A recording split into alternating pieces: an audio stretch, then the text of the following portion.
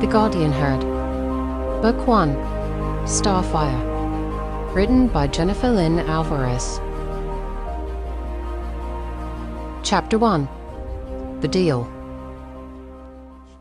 Star trotted through the dense pine forest, alone. He wanted to practice his flying where the herd couldn't see him. The sharp screech of a hawk drew his eyes skyward in time to see a band of Pegasus pierce the drifting clouds. They swooped towards land impressively and then circled around, tapping their wings as they passed one another in midair. They were sun-herd yearlings, out with their flight instructor. Star reared, stretching towards them, trying to fly, but his giant wings hung off him like dead tree branches, useless. He sagged against a coarse fir tree, already sweating. It was getting hotter each day, and soon it would be time to migrate to the cooler grassland in the north. He looked up again and watched the yearlings soar in easy loops. They'd been flying since the day they were born. But he? His wings never worked. If he could just tuck them onto his back, he wouldn't look so foolish walking amid the sun-herd steeds in the grasslands. Familiar voices pierced the silence, wafting on the breeze from further lake. Star pricked his ears. Look at me, I'm a dud like Star. Star crept to the edge of the trees and peeked through the pine needles.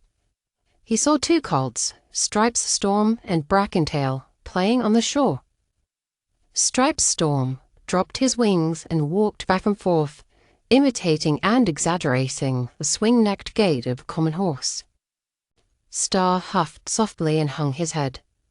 Their joking was why he'd wanted to be left alone. Brackentail snorted. No, this is Star. He collapsed his wings and trotted in a circle, bleating, "Mama? Where's my mama?" Stripes Storm squealed so hard he fell over. Star turned, galloping angrily out of the forest, ears pinned, and rammed Brackentail. "Don't talk about my mother," he cried. They tumbled head over wings. Brackentail came up with a mouth full of sand. "Get him!" he shouted to Stripestorm, choking. Stripestorm charged, flapping his bright yellow wings for speed, and Star met him, teeth bared. Stripestorm kicked, smashing Star in the chest and knocking the breath out of him. Brackentail rolled over and took flight, and Stripestorm joined him. They hovered over Star's head and pummeled him from the air. Star reared, snapping his jaws. Stripestorm lunged, and Star sank his teeth into the small colt's leg, tossing him to the ground. Stripestorm tumbled. Brackentail flew in, clubbing Star's cheek with his hoof. Lights burst behind Star's eyes, shattering his vision, and he shook his head to clear it, wincing at the sharp pain between his ears. Stripestorm galloped into the sky, then swooped down, gliding towards Star with hooves coiled. Star ducked just in time. "Come and get us," taunted Brackentail as the two flew circles over his heads. Star glared at the colts, who flew just out of his reach. Brackentail harassed all the foals in sun-herd, but Star was his favorite target. Maybe because Star had no mother to protect him, or maybe because Star was a dud, a Pegasus unable to fly. Star dodged their hooves as they took turns kicking him. The sharp edge of Brackentail's hoof sliced Star's shoulder, causing bright red blood to run down his front leg. "Back off," said Star. "Back off," they repeated, adding a mocking whine to their tone. Stripestorm punctuated their taunting with a kick to Star's flank, causing Star's legs to buckle. Star staggered towards the lake, lost his balance, and fell in. The two colts landed and hooked their wings around each other, nickering and watching Star struggle. The shore on this end of the lake was steep, and Star sank when a cramp seized his oversized wings.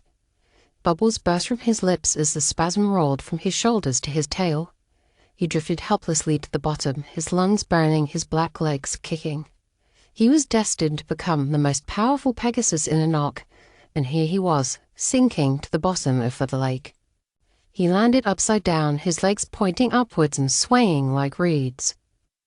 It was dark and cold, like the night. Star tried to flip over to save himself, but he was running out of air.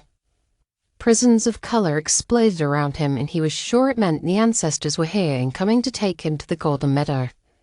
As he was accepting this fate, suddenly there was a thrashing in the water, and bright feathers surrounded him. They took hold of him and dragged him to the surface. His muscle spasm began to dissipate, and as he surfaced, Star spread his wings, floating and gulping huge mouthfuls of air. "We've got him," said a male voice. Star blinked the water out of his eyes, hopeful that he would see his friends, or maybe a regretful Brackentail. Instead, he saw 4 strange stallions looming over him. His heart bucked. The bright feathers he thought were those of Morning Leaf or Echo Frost were actually of his enemies. Star quickly twisted out of their grasp and bolted, galloping off an embankment and thundering towards the woods. Amise nickering followed him. "So, the rumors are true," said one of the stallions to another. "The black foal can't fly." A white steed glided past Star and landed in front of him. He had 1 blue eye and 1 brown eye. Star skidded to a halt on his haunches and turned, almost crashing into the chest of the other 3.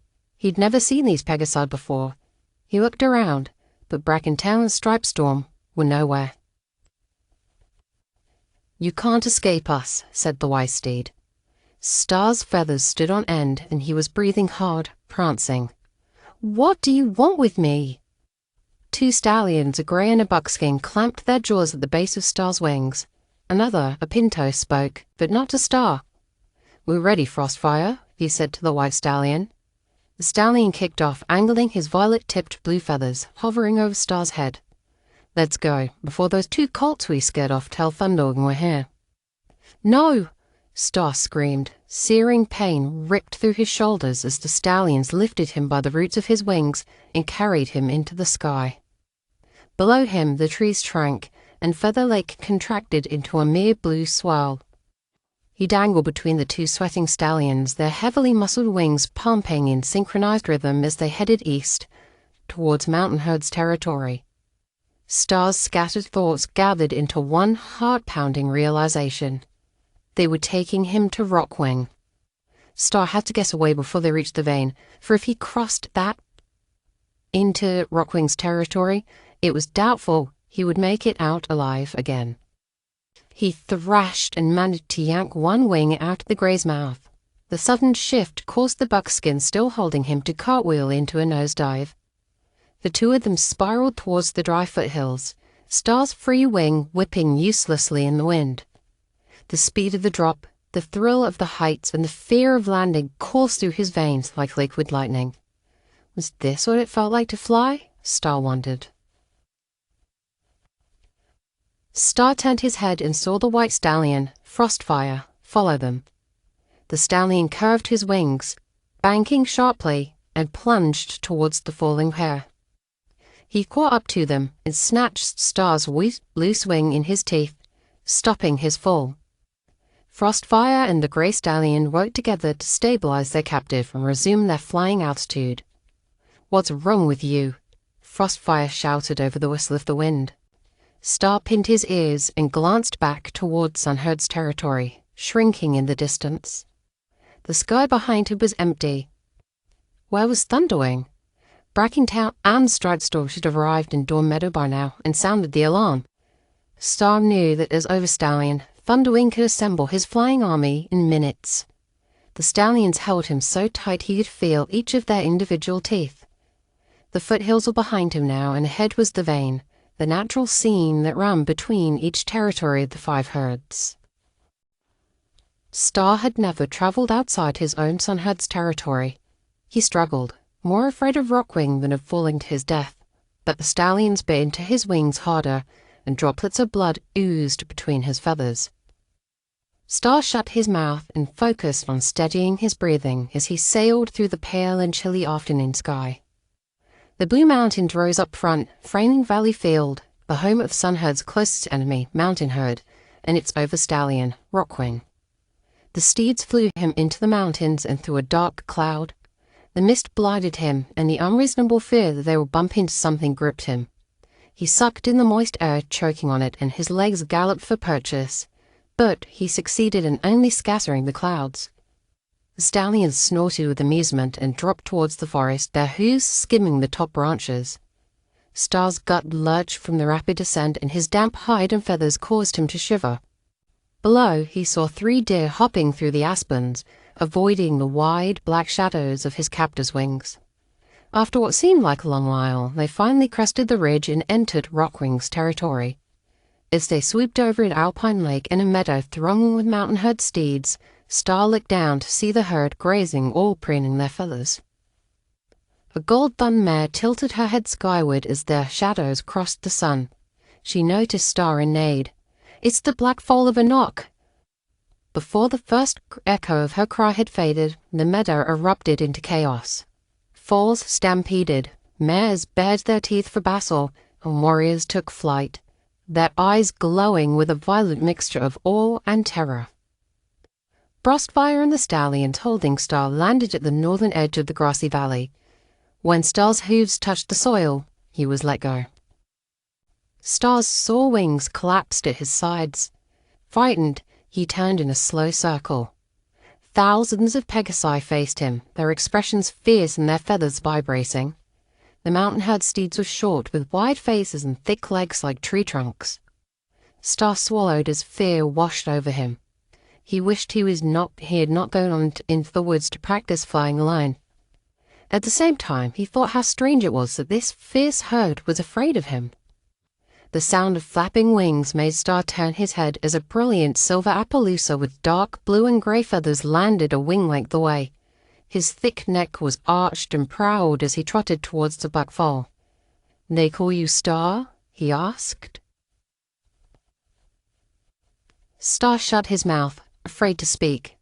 He knew that unless Thundering was prepared to start a war, he couldn't rescue Star from the depths of Rockwing's territory. His fate was in the wings of this unpredictable herd, and Star had not been in this much danger since the day he was born. "Come with me," said the battle-scarred stallion. Star hesitated for a moment, and Frostfire shoved him forward. "Follow Rockwing." They trotted to a clump of white cedars and halted. "I'll make this quick so we can get you back home before you're missed," Rockwing said. Star blinked rapidly. They were going to let him go? "Thunderwing is going to execute you on your first birthday." Star said nothing, hoping they hadn't dragged him here just to tell him that. Rockwing's eyes narrowed. "But you already know that, don't you?" The patchy clouds drifted, allowing the sun to peek through. Star closed his eyes and let the rays warm him. "Yes," he said simply. He knew he was scheduled to die this winter, but he was relieved to know he wasn't going to die today. "I'm offering you a deal that will save your life," Rockwing said. Star opened his eyes. "What?" Rockwing continued.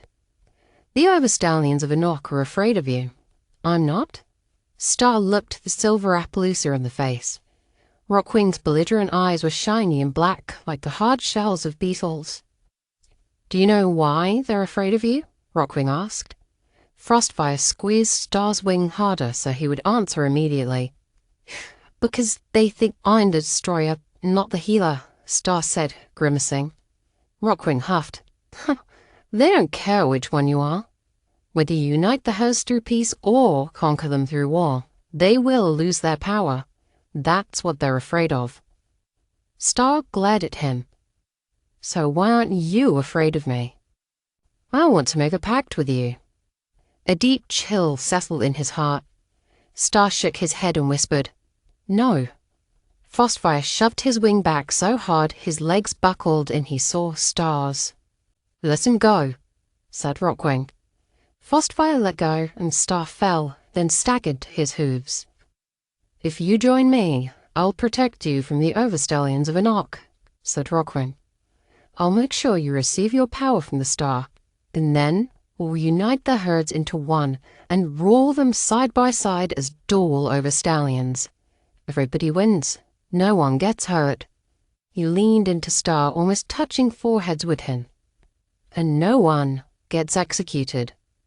It didn't sound like the worst thing to Star, but his gut roiled. The other herds won't agree to that. Like you said, they're afraid of losing power.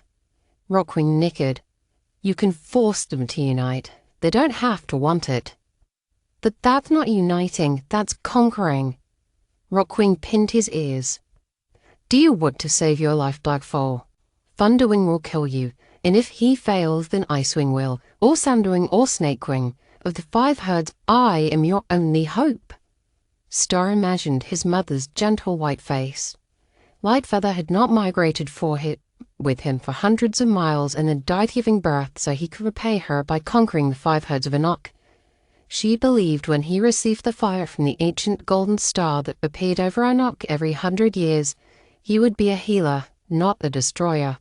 And she wasn't the only one who believed it. There were others in Sunherd who believed it too. Star took a deep breath and shook his head. No, Rockwing, I won't do it. Rockwing charged, closing the few meters between them, slicing the forest floor with his sharpened hooves. You will, he shouted.